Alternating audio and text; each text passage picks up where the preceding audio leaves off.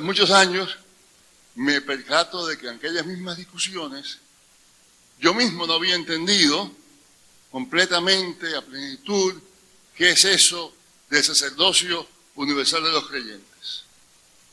Leyendo más detenidamente a Lutero, a Calvino, a los demás reformadores, también la más antigua literatura cristiana, y vamos a volver a eso más adelante, leyendo todos esos autores, veo ahora que el sacerdocio universal de los creyentes tiene dimensiones que yo entonces no sospechaba, pero que son harto importantes para la vida de la Iglesia, tanto para la vida interna de la Iglesia como para la vida de la Iglesia en relación al mundo que la rodea. En una palabra, según yo entendía el sacerdocio universal de los creyentes, según me lo enseñaron, según se sigue enseñando muchas veces hasta el día de hoy, lo que el sacerdocio universal de los creyentes quiere decir es que nadie necesita de sacerdotes, cada cual es su propio sacerdote, ¿no? Y eso bien puede haber sido un buen punto polémico en aquella época cuando yo andaba discutiendo con mis compañeros y con los curas y demás, pero no es del todo correcto, más bien es correcto, pero no es todo lo que es sacerdocio universal de los creyentes. Ciertamente aquello que yo decía era verdad, pero no era todo lo que se quiere decir cuando se habla de sacerdocio universal de los creyentes. Sacerdocio universal no quiere decir solamente que cada uno de nosotros se puede llegar directamente al trono celestial. Eso es verdad. Pero el sacerdocio universal quiere decir mucho más que eso. Quiere decir también que todos somos sacerdotes para todos. Cada uno de nosotros es sacerdote para todo el resto de nosotros y para el mundo también que nos rodea. La diferencia entre esos dos entendimientos es fundamental. El primero, el que yo aprendí de joven, llevaba el sello del individualismo que se posesionó de la mentalidad europea, especialmente ya en el fines del siglo XVIII, durante el siglo XIX, y es un individualismo que todavía sigue entre nosotros. Si cada uno es su propio sacerdote y con eso basta, eso quiere decir que no necesitamos de más nadie. Yo puedo solito, directamente, llegarme a Dios por mi propia cuenta y no necesito de ninguno de ustedes. Eso es lo que quiere decir literalmente, si lo tomo así, ¿verdad? De manera que ya no es solamente el sacerdote ordenado el que no me hace falta, sino tampoco me hace falta ni el hermano ni la hermana que se sientan junto a mí en el escaño de la iglesia, porque yo me llego directamente a Dios y allá a ella que se llegue directamente a Dios, ¿verdad? Porque tenemos cada uno es su propio sacerdote. La iglesia entonces, en lugar de ser un solo cuerpo, ¿verdad? Un solo cuerpo cuya cabeza es Jesucristo. De tal modo que para participar en la vida de esa cabeza tenemos que estar injertados en ese cuerpo. La iglesia se vuelve entonces una conglomeración de individuos, cada uno por su propia cuenta, dirigiéndose directamente y solitariamente al trono celestial, ¿no? Es por eso que con tanta frecuencia oímos decir, cuando usted hace visitas pastorales, usted encuentra mucha gente que le dice: yo soy cristiano a mi manera y no necesito de iglesia para nada. ¿No? Es por eso que la gente dice que no hace falta la iglesia. Porque si yo soy mi propio sacerdote, ¿para qué quiero toda esa otra gente? ¿Para qué quiero tener que ir a un culto donde la gente se reúne? ¿Para qué quiero oír lo que me va a decir un predicador que me va a decir cosas que ya yo he oído? No, soy cristiano, soy creyente, y ya, no importa, porque yo soy mi propio sacerdote. Es por eso que hay creyentes que cambian de iglesia como cambian de camisa.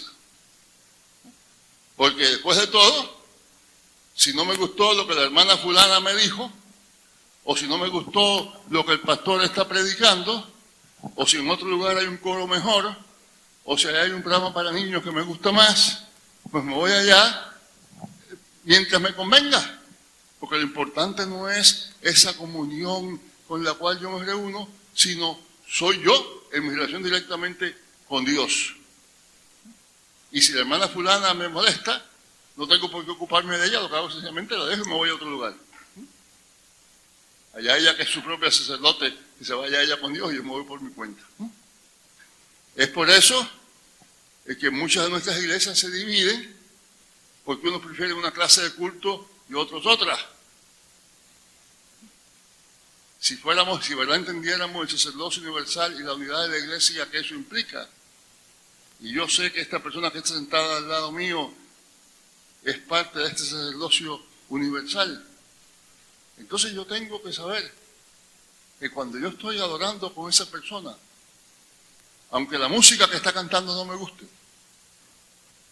guste porque sea demasiado nueva o porque sea demasiado vieja, por lo que sea, no me guste. Yo, como miembro de este cuerpo, junto con esa persona, tengo que apreciar y tengo que adorar con ella, porque la adoración es una cosa común de todo el pueblo sacerdotal de Dios.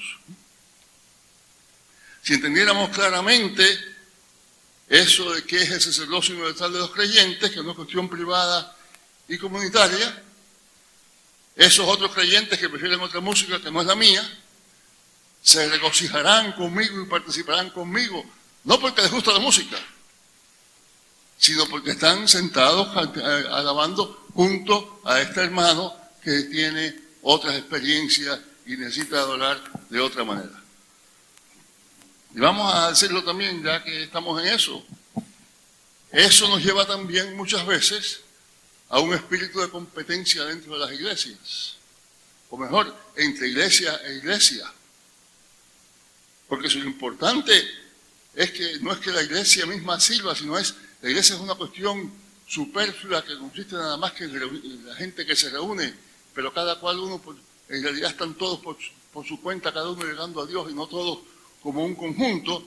Entonces, la manera que debemos tratar con el Evangelio es ver cómo hacemos que nuestra iglesia sea la más atractiva, que tenga el mejor coro, que tenga el mejor programa de jóvenes, que tenga un campo para jugar baloncesto, porque así vienen los jóvenes. Y todo eso es bueno, nada de eso es malo. Lo que es malo es cuando eso se vuelve parte de una competencia, y entonces el resultado final es que lo que queremos que suceda en la iglesia es que todo el mundo salga contento. Todo el mundo salga contento. De igual manera que cuando un vendedor de automóviles tiene una persona que lo visita, quiere que se vaya contenta, para que vuelva. Pues de igual manera nosotros, entonces, ¿qué pasa entonces? Si el vendedor de automóviles ajusta lo que dice sobre el automóvil para ponerme a mí contento, pues yo me siento muy tentado como predicador para decir lo que le gusta a la gente del Evangelio para que se ponga contenta.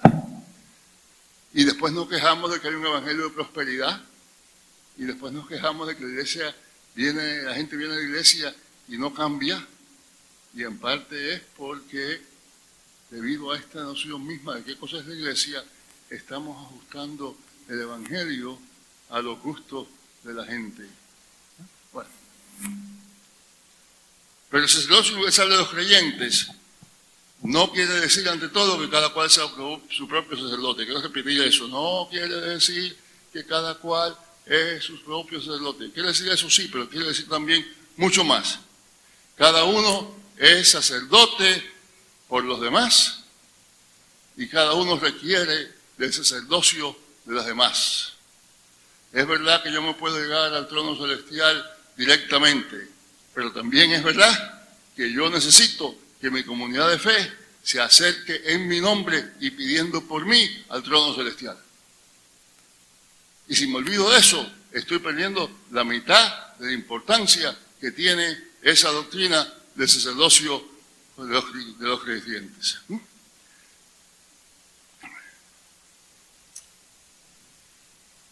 Eso quiere decir que al afirmar el sacerdocio universal de los creyentes, no estamos solamente, como yo pensaba allá en aquellos años, derrocando a la jerarquía que pretende que solamente podemos llegarnos a Dios a través de ella, sino que también estamos elevando a cada creyente y a todo creyente, a toda la iglesia en conjunto, a un nivel sacerdotal.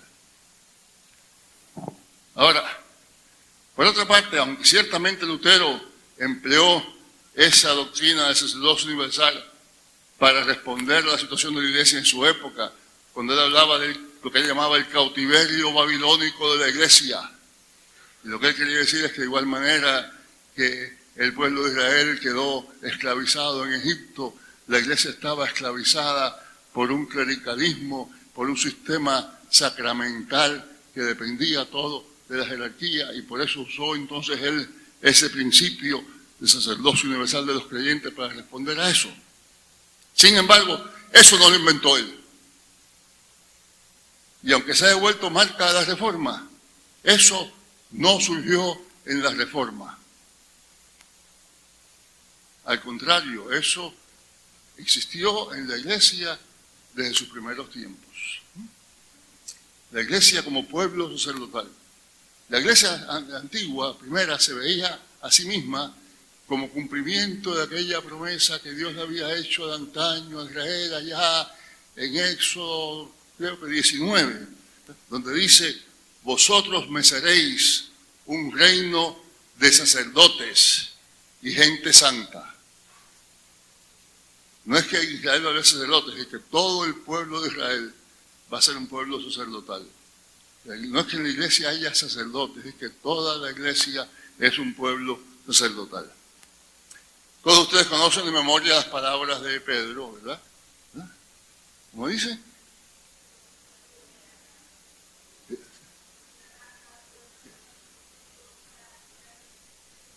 Real sacerdocio, gente santa, pueblo escogido por Dios. Real sacerdocio. Y el libro de Apocalipsis, cuya teología es muy diferente de la de Pedro y muchas otras cosas, pero el libro de Apocalipsis empieza diciendo no solamente que Jesucristo es el soberano de los reyes de la tierra, sino que también dice: nos hizo reyes y sacerdotes para Dios su Padre. Más adelante en el mismo libro hay un himno en que se incluyen las palabras: nos has hecho para nuestro Dios un reino y sacerdotes, y reinaremos sobre la tierra. Y al final del libro, ya llegando casi al final, dice: serán sacerdotes de Dios y de Cristo, y reinarán con él 1000 años. Ahora, no nos vamos a meter en las cuestiones fascinantes de la interpretación del Apocalipsis y todo eso. Eso no quiero meterme en eso, ¿verdad? Pero sí me interesa que veamos que esa poderosa imagen, ¿verdad?, que aparece tanto en el Apocalipsis como en la epístola de Pablo, ¿verdad?, es una imagen en la que el sacerdocio va unido también a la realeza. Nos ha hecho reyes y sacerdotes. Somos real sacerdocio. Las dos cosas van juntas, ¿no? Ahora, ya que en nuestra presentación anterior hablamos acerca de la relación entre el culto y la fe, ¿verdad? Y cómo no solamente que la fe le da forma al culto, sino también que el culto le da forma a la fe, me parece que es importante entender que esas palabras del Nuevo Testamento se relacionan estrechamente con lo que era el culto de la iglesia en aquellos tiempos y bastante, por lo menos 100 años después, bastante más después, ¿eh? Los documentos más antiguos que tenemos, en los cuales se habla acerca de qué se hacía cuando los gentiles entraban al cristianismo. Ustedes se dan cuenta que un cambio grande, el cambio más grande que ha tenido lugar en toda la historia de la iglesia posiblemente, es que al principio la iglesia era un grupo de judíos. Todos eran judíos.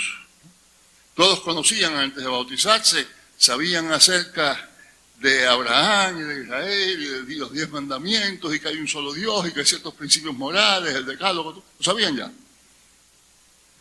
Pero ahora la iglesia empieza a pasar y a incluir en su seno a un grupo cada vez más grande de gentiles. Gente que no sabe una palabra del decálogo, no sabía una palabra de Abraham, ni de Moisés, ni del exilio, ni del Mar Rojo, ni de nada de eso.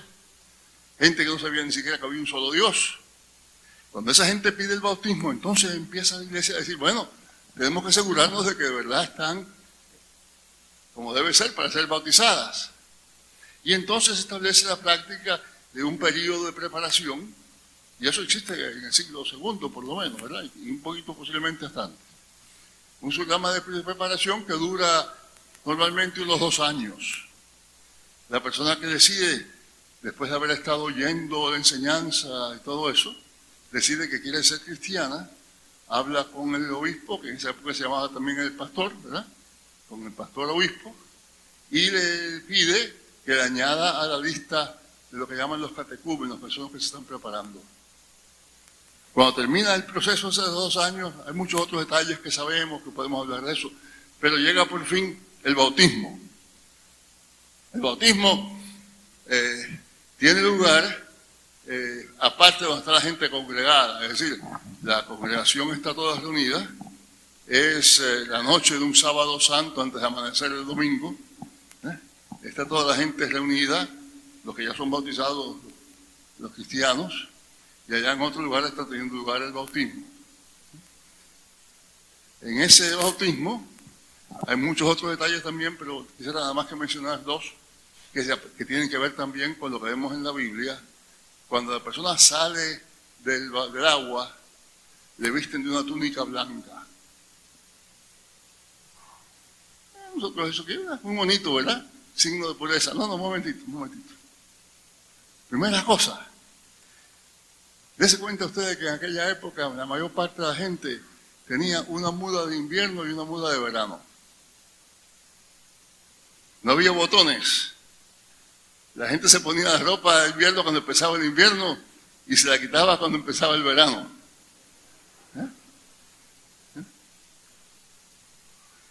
Tener una ropa blanca era una cosa excepcional, era una cosa que era una cosa increíble para la mayor parte de la gente común.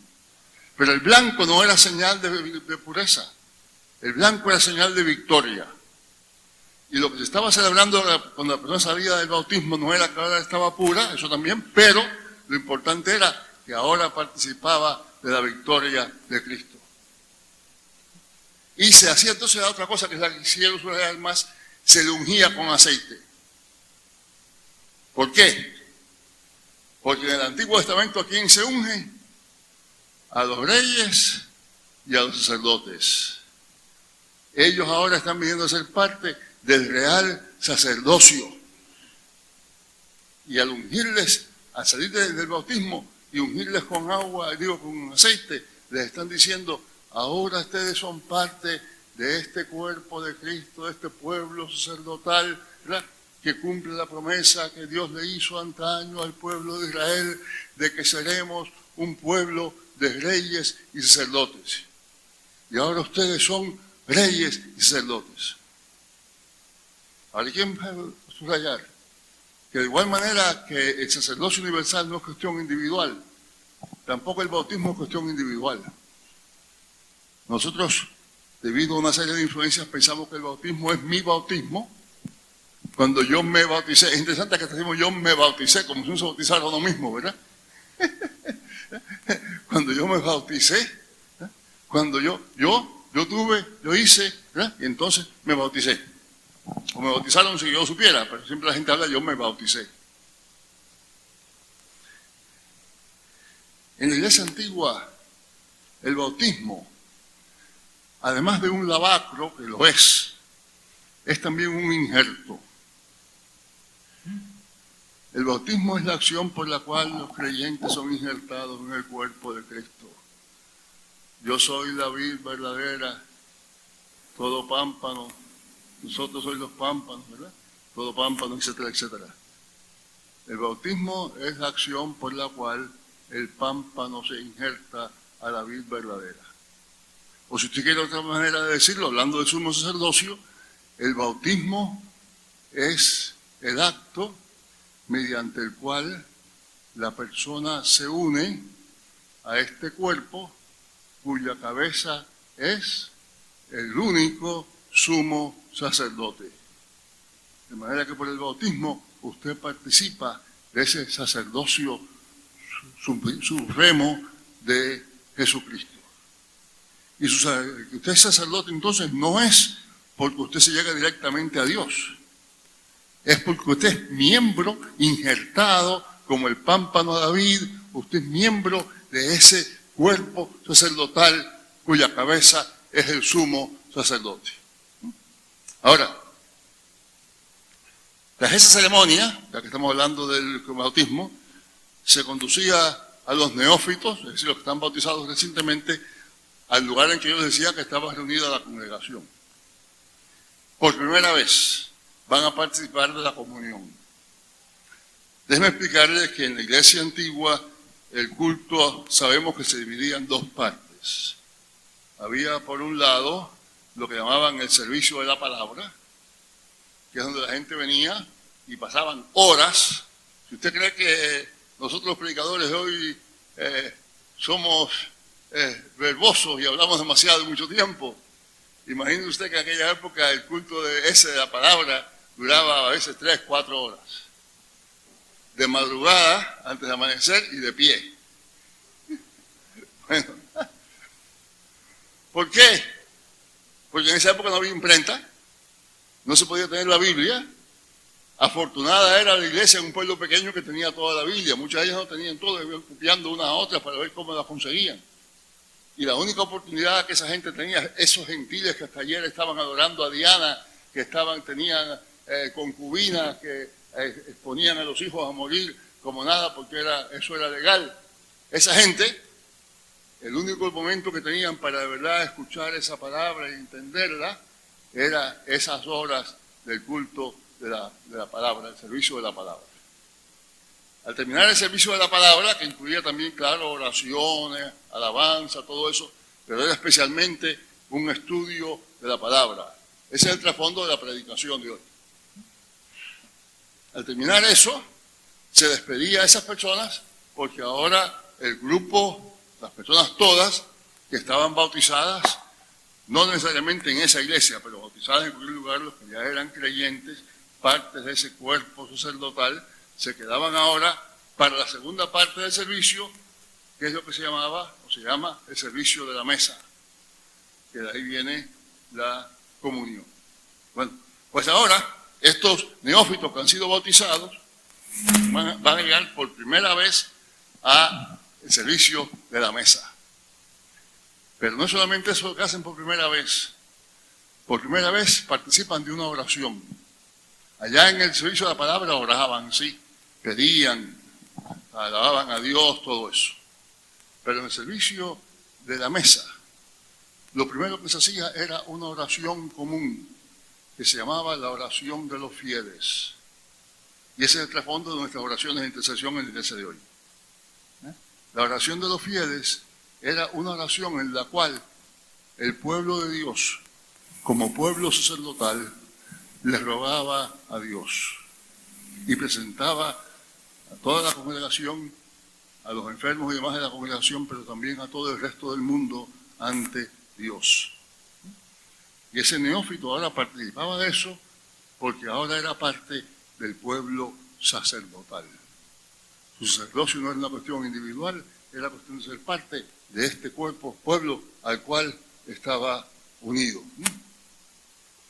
Y se oraba no solamente por los que estaban allí presentes, no solamente por los enfermos de la congregación, se oraba por toda la iglesia, por otras iglesias, se oraba por el resto del mundo y se oraba hasta por el emperador que les perseguía, porque había que orar por todo el mundo que es creación de Dios, hay que orar por todo ese mundo. Ahora, imagínense ustedes las dimensiones radicales que puede haber tenido eso para uno de aquellos nuevos creyentes, digamos allá en el siglo II, ¿no? Un esclavo, quizá una mujer atropellada por su esposo, y que en aquella época, en aquel momento, en aquellas leyes no tiene manera ninguna, recurso alguno para responder, para librarse de eso, ¿no? Aquel esclavo ahora tiene un poder a que ni siquiera el mismísimo emperador alcanza. tiene el poder de pedirle a todo el rey, al rey de toda la creación, no solo por sí mismo o por sí misma, sino también por ese reyesuelo que dice que es el emperador, el jefe del imperio. Ciertamente los cristianos no concordaban con todo lo que los emperadores hacían. Lo que más, los emperadores les perseguían. Pero así todo, oraban por ellos para que Dios les dirigiera, para que Dios les sostuviera. Imagínense yo, pobre esclavo, que nunca he podido tomar decisiones por cuenta propia. Ahora puedo alzarme junto a mis hermanos y hermanas al trono del emperador celestial. Yo, mujer atropellada por el padre de familia, que en aquella época, entre paréntesis, el padre de familia no era necesariamente el marido, podía ser el abuelo, es decir, era el varón, el jefe de la familia. Yo, mujer atropellada por el padre de familia, ahora puedo elevarme al Padre que es sobre todo Padre. Y no hay que olvidar que la idea del sacerdocio iba unida a la idea de la realeza. Ese esclavo, esa mujer, habían sido ungidos como se ungían antiguamente los reyes y sacerdotes. Y por eso ahora eran ¿qué? Un real sacerdocio. Nos has hecho reyes y sacerdotes. Quizás su nueva realeza no se veía todavía. ¿Se acuerdan el caso de David? ¿Verdad? Que es ungido por Samuel, ya es rey, pero todavía no. Ya es rey, pero todavía no reina. Ya es rey, pero todavía tiene que continuar luchando. Pues los cristianos pensaban que esa era su condición, habían sido ya ungidos reyes, y por eso ya el Apocalipsis repetidamente dice, reinaremos, reinaremos. Nos has hecho, dice la combinación de los tiempos verbales, nos has hecho reyes y sacerdotes, ya somos reyes. Pero dice entonces, y reinaremos. Porque como David, ya Samuel me hizo rey, pero reinaré. Todavía ahí está Saúl en el trono, ¿verdad? Bueno,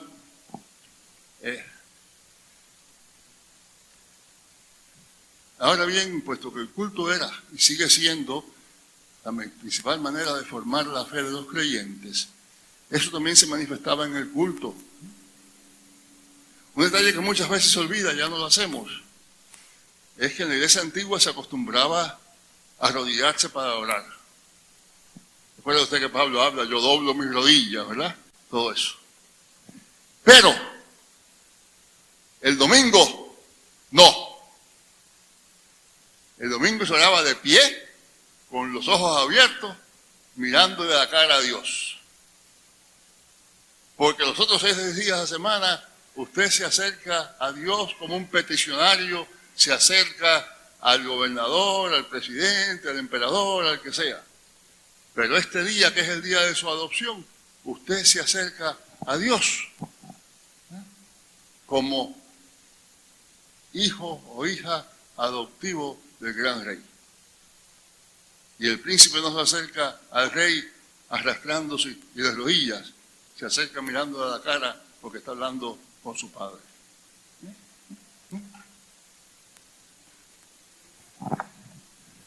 No creo que haya que explicar otra vez más el carácter radical de eso. Ya lo que dije antes, ustedes pueden sacarle, ¿verdad?, todo lo que eso implica para estas personas que ahora, precisamente en ese domingo, están orando de esa manera. Bueno, si volvemos entonces a Lutero y la Reforma Protestante, podamos ver cómo el modo en que se entendía el sacerdocio universal de los creyentes era parte del poder liberador de ese movimiento. Pero al mismo tiempo hay que decir que los reformadores, la mayor parte de ellos, se olvidaron de la otra palabra, del real sacerdocio. Acerca de lo primero, el carácter liberador del sacerdocio universal, no tenemos que hablar mucho. El carácter, es decir, el uso que Lutero hace de la frase, de la historia de la cautividad babilónica y cómo la relaciona con la cautividad babilónica de la iglesia bajo el clero y todo eso, eso lo sabemos mucho, nos han dicho muchas veces. No creo que haya que recalcar sobre eso, ¿verdad? Y eso ciertamente era un mensaje liberador para gente que no podía participar de nada de eso, ¿verdad? Para gente que iba a la misa porque era lo que tenían que hacer, pero en realidad el que les iba a llevar a Dios era aquel que estaba allí delante. Y si no iban a aquella persona, no había manera de llegarse a Dios. Enajenarse de aquella persona era enajenarse de Dios. Y puede usted pensar entonces otra vez en lo que pensaría, no ya en aquel siglo segundo, sino aquel siglo XVI, lo que pensaría aquel siervo, aquella mujer, aquel campesino desposeído, al escuchar que se le había hecho sacerdotes, que puede acercarse al reino de Dios, no solamente para rogar por sus propias necesidades, sino también para rogar por todas las necesidades del universo entero. Pero hay también, en el caso de la Reforma, la otra cara de la moneda. Primera cara es que ante la oposición de la jerarquía eclesiástica, los principales reformadores emplearon el principio del sacerdocio universal de los creyentes y lo hicieron eficazmente. Pero al mismo tiempo, y esta es la segunda cara, en parte porque necesitaban del apoyo de las autoridades instituidas, y particularmente en el caso de Lutero y de sus seguidores, el apoyo de los príncipes alemanes, los reformadores dijeron muy poco acerca, ¿se oye? Sí, dijeron muy poco acerca del otro elemento que en las Escrituras comúnmente va unido al sacerdocio universal. El hecho de que quienes han sido ungidos como sacerdotes también han sido ungidos por el mismo bautismo como reyes. El resultado es que a partir de entonces, la mayoría de los protestantes hemos aprendido a pensar más en la unción sacerdotal que en la unción real. La consecuencia es que quizá oramos como sacerdotes, pero no nos comportamos como reyes. Pero las dos dimensiones van juntas y no se pueden separar. Si usted sencillamente dice que los creyentes son hijos del gran rey, usted va a crear un orgullo desmedido, un sentimiento de superioridad, de desprecio hacia los demás que no parecen ser hijos del mismo rey. Y esa visión se encuentra frecuentemente en algunas iglesias que ustedes conocen, ¿verdad?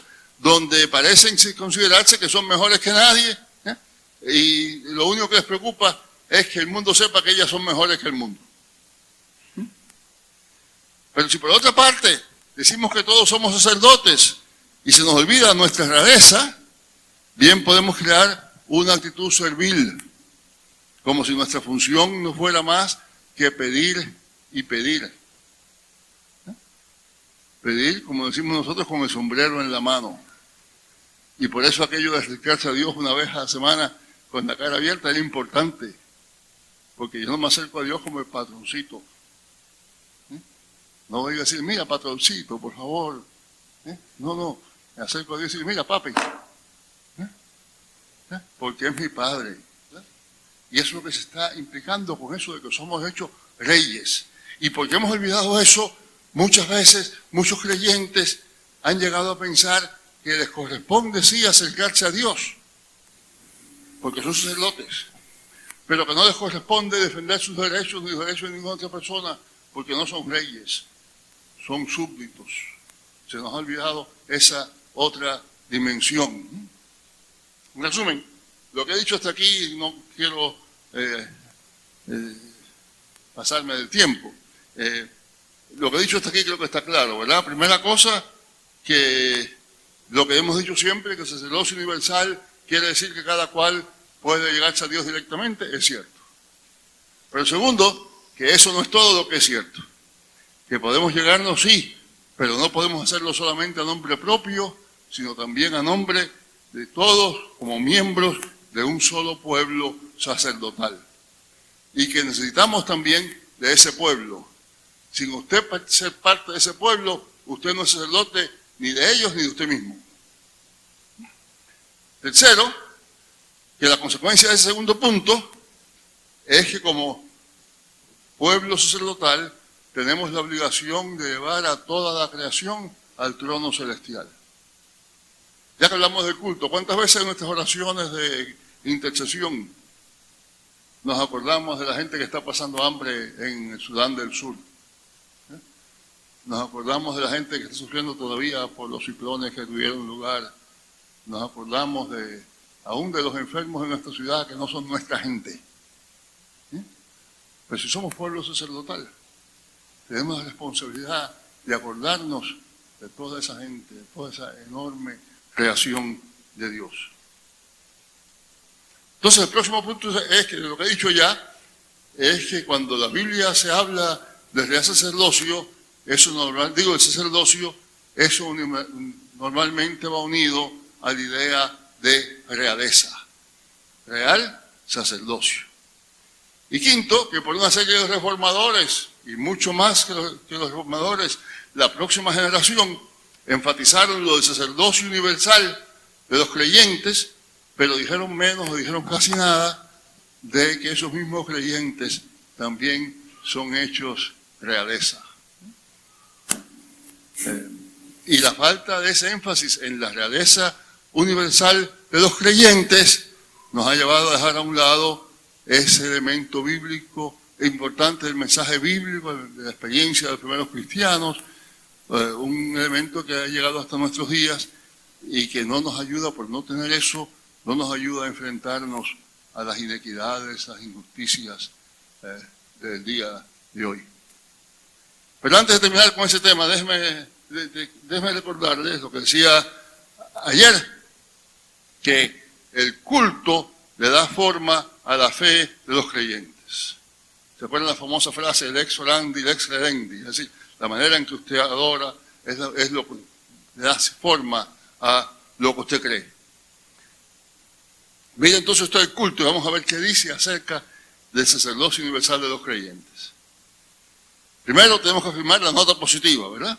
En nuestro culto se invita a todos a participar activamente. Como decíamos en mis tiempos de mi mocedad, otra vez allá en aquella constante polémica anticatólica, tiempos cuando la misa era en latín, de a poco se acuerdan de eso, pero cuando la misa era en latín, nuestro culto tiene lugar en el idioma del pueblo, ¿verdad? En la mayoría de nuestras iglesias, cualquiera puede hablar, todos cantan, cualquiera puede dar testimonio, cualquiera puede dirigir, ¿verdad? Cada cual tiene su lugar y el culto es participatorio. Y eso es una de las condiciones, de eventos positivos, ¿verdad?, del sacerdocio universal de los creyentes. Y hay también otras notas positivas en nuestro culto, ¿verdad? El gozo. El gozo. La iglesia antigua se reunía para celebrar la comunión el primer día de la semana. Tempranito, pero es el primer día de la semana. ¿Por qué? Porque es el día de la resurrección, primera razón. Es el día de la victoria del Señor. Y se acuerdan, estoy vestido de una vestidura blanca porque soy parte de la victoria del Señor. Y el primer día que voy a tomar esa comunión, vengo vestido de blanco porque soy victorioso. Y vengo en victoria a unirme al Señor victorioso que en aquel primer día de la semana mató a la muerte. Segundo, porque el primer día de la semana, si usted lee el libro de Génesis, el primer día de la semana es también el primer día de la creación. Y el día mismo, que es el primer día de la creación, es el día de la nueva creación.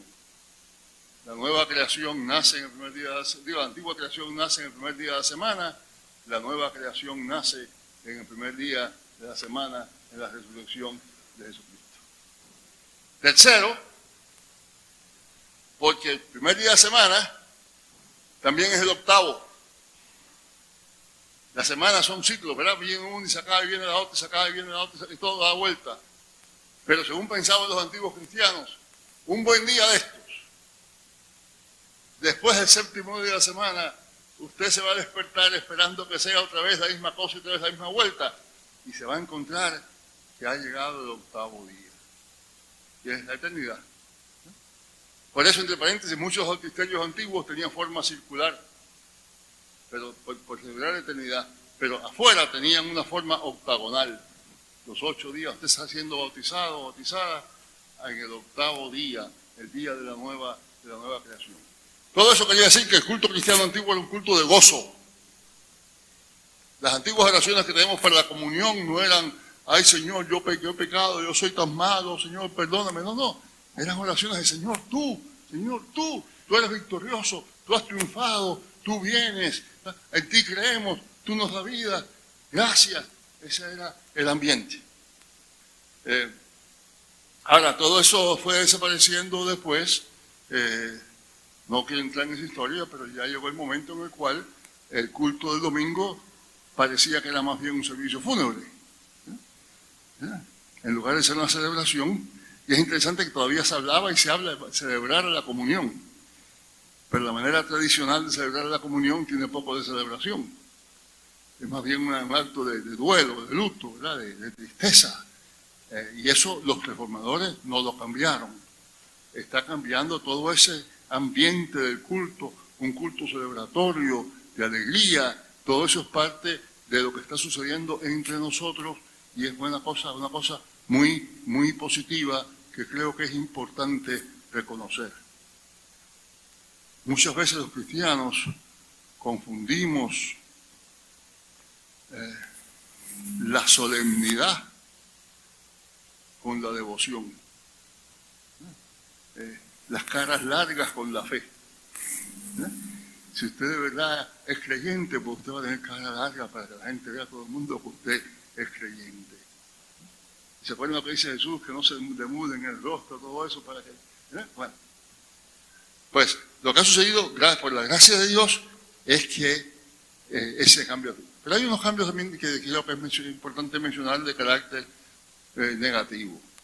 Uno de ellos lo mencioné ayer de pasada, un poquito de chiste, pero es verdad. Y es que en la iglesia, a través de los siglos, desde el principio mismo, siempre ha habido un momento para declararnos pecadores. Una confesión pública.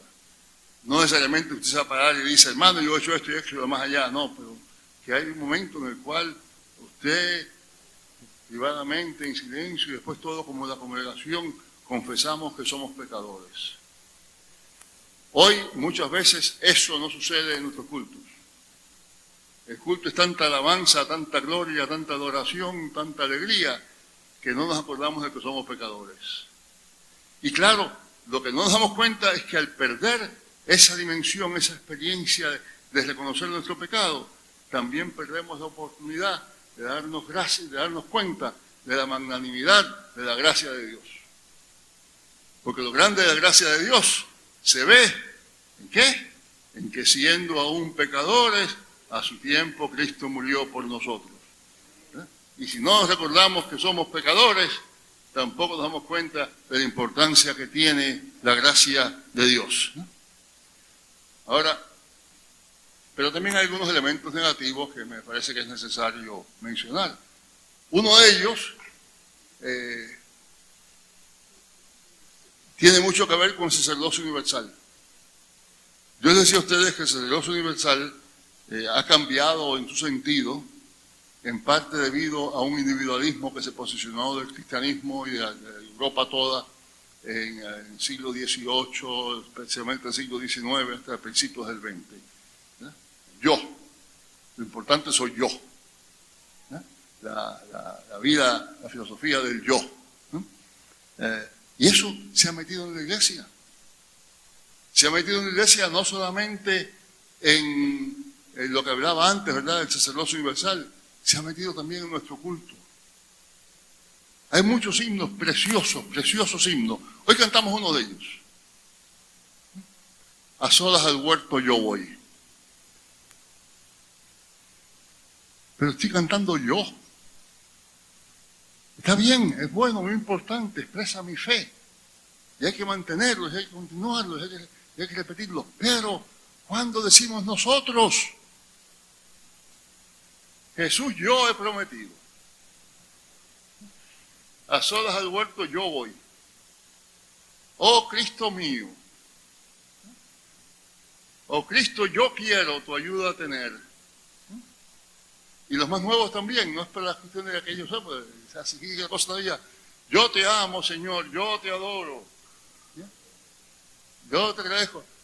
Me has mirado a los ojos y sonriendo has dicho mi nombre. Todo eso es bueno, pero cuando decimos nosotros, Lutero no cantó, Castillo fuerte es mi Dios. Castillo fuerte es nuestro Dios. Defensa y buen escudo, con su poder nos librará. Con nosotros luchará. Nuestro poder es nada aquí. Es todo nosotros. ¿Por qué? Porque la iglesia no es un montón de yo juntos. La iglesia es un nosotros que define a lo que es el yo. Y al mismo tiempo que continuamos con aquellos antiguos signos, yo les sugeriría a quienes dirigen la adoración, sean pastores, sean líderes de adoración, lo que sea, que le pongamos un poquito más de dosis plural a nuestra adoración, a nuestros himnos, a nuestras expresiones. Una de las cosas bellas de nuestro culto es que es participatorio y la gente sabe lo que está pasando. Yo me acuerdo cuando yo era muchacho, todavía la gente lo dice, ¿verdad? Voy a oír misa. ¿Qué quiere decir oír misa? Quiere decir que voy a oír y ver lo que está pasando. Pero yo no voy a participar de la misa. Muy poca gente tomaba la comunión. ¿No? Voy a oír la misa. Hay una cosa, una exhibición, un acto que es una especie de drama. Y no piensen ustedes que no me emociono. Sí, yo me emociono porque es un gran drama, el drama de la transubstanciación, es el drama de la muerte de Cristo. Hay un montón de ceremonias que todas son muy inspiradoras. Pero yo estoy mirando, yo estoy oyendo, yo no estoy celebrando, yo no estoy participando. Voy a oír misa. Y nosotros, con mucha razón, decimos, no, en nuestro culto no vamos a oír. En nuestro culto vamos a escuchar, sí, pero vamos a hablar, a cantar, a celebrar, a decir todo eso. Pero creo que con razón criticábamos aquello.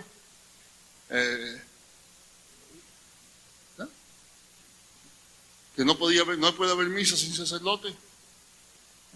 Si no hay cura, no hay misa. Y los únicos que de verdad participan de la misa, en el sentido de tomar parte activa, son el cura, o eran por lo menos el cura, los monaguillos y quizá el coro. Y los demás estamos allí de oyentes. Y nos gozamos siempre de que no, eso no es lo que hacemos. Pero yo me temo de que a veces eso está pasando está quedando un poquito olvidado en nuestras iglesias. Yo no conozco aquí y por eso me atrevo a decirlo, y si piso algún callo, pues ustedes se las arreglan después, ¿verdad? Pero yo he estado en iglesias donde me da la impresión que la gente va a oír el culto. Cantan, sí, y alborotan mucho. Pero si el que está cantando con el micrófono y el altavoz se calla, nadie puede cantar. Porque lo que están haciendo están más o menos siguiendo una música que no saben y están en realidad viendo a ver lo que hay. Por esa razón es que hay iglesias en las que el culto es una especie de coreografía bien planeada, usando todos los métodos de coreografía que se usan en la televisión, y usted va a un culto y parece casi un programa de televisión. Y por eso sucede, lo que más me preocupa, es que ha surgido una función de personas que se llaman adoradores. Yo creía que todos éramos adoradores. Yo, como les dije anoche, yo ni mal canto peor. Pero aún así, yo soy adorador. Pero hay casos en los cuales lo que vemos es que parece que el culto es otra vez muy parecido a lo que era aquella misa a la cual la gente iba. Vamos a escuchar. Y yo he visto programas de adoración en el que me parece que los modelos que usan quienes están dirigiendo la adoración son los grandes cantantes de la televisión. Tenemos que buscar la manera de que el culto sea verdaderamente participatorio. No quitarle importancia a esa gente.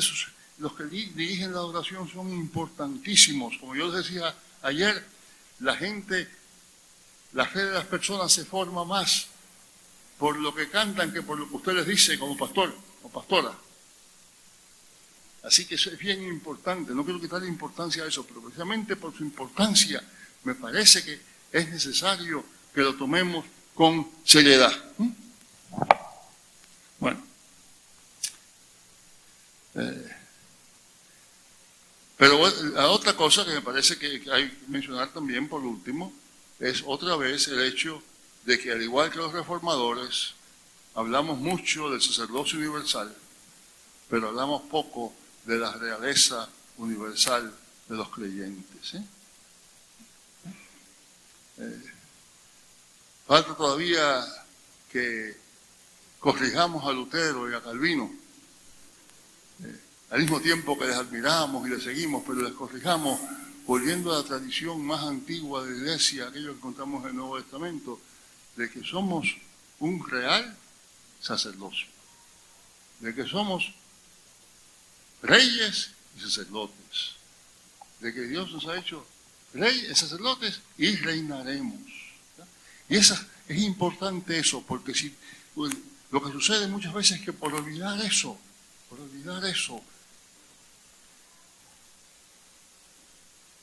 un campesino que llega a nuestra iglesia preocupado por la próxima cosecha, preocupado porque alguien le quiere quitar la tierra, preocupado porque va a ir a ver a las autoridades no le ayudan. Puede salir muy contento porque es rey, pero no ha recibido respuesta a esa terrible injusticia. Y lo que es más, le hemos dicho que no tiene por qué preocuparse por eso, porque después de todo lo importante es que él sea sacerdote y lo demás allá el alcalde que lo resuelva. Bueno, quienes nos acercamos confiadamente al trono de la gracia, al trono del gran rey, del rey de toda la creación, a veces parece que le tememos a los reyesuelos esos que dicen que son reyes y que gobiernan. Si la iglesia se atreve a presentarse ante el rey de la creación, pidiéndole vida y justicia, no tiene también, si en realidad cree en ese rey de la creación, que acercarse a los reyesuelos de hoy que cometen injusticia y destruyen vidas. Si la iglesia se atreve a pedirle al gran médico del universo que sane a sus enfermos, no tiene la obligación de pedirle a quienes tenga el poder para hacerlo que los servicios médicos estén disponibles para todo el pueblo, hasta para el más pobre, el más miserable. Si la iglesia le ora al gran maestro, no tiene la obligación de asegurarse de que la educación pública sea una educación que en realidad ayude a las nuevas generaciones a cumplir su vocación. Si la iglesia se atreve a presentarse ante el dueño de toda la creación para pedirle pan para los hambrientos, ropa para los desnudos, abrigo para los desamparados, no tiene la obligación también de tener el valor para señalar, condenar, deshacer la injusticia que produce hambrientos, desnudos, desamparados. Habiendo dicho eso, la pregunta que nos resta para contestar, no ahora que la vamos a contestar ahora, sino para contestarla día a día, es si verdaderamente creemos en ese real sacerdocio universal. Si de verdad creemos que este hermano que está allí, pobre, miserable, sucio, andrajoso, tiene derecho a llamarse rey. Y si lo creemos, ¿qué hacemos para demostrarlo, no? sacerdocio universal de los creyentes no se refiere únicamente a nuestra propia salvación, se refiere también a nuestra responsabilidad por la salvación del mundo. No solamente una doctrina que afirmar contra las tradiciones medievales, ¿no?, que algunas de ellas todavía perduran, y eso es importante, sino que es también un llamado a deshacer las injusticias también ancestrales que todavía perduran.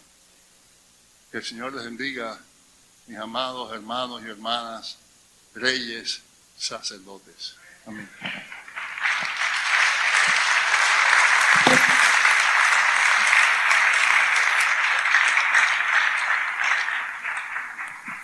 Le agradecemos al doctor Justo Luis González su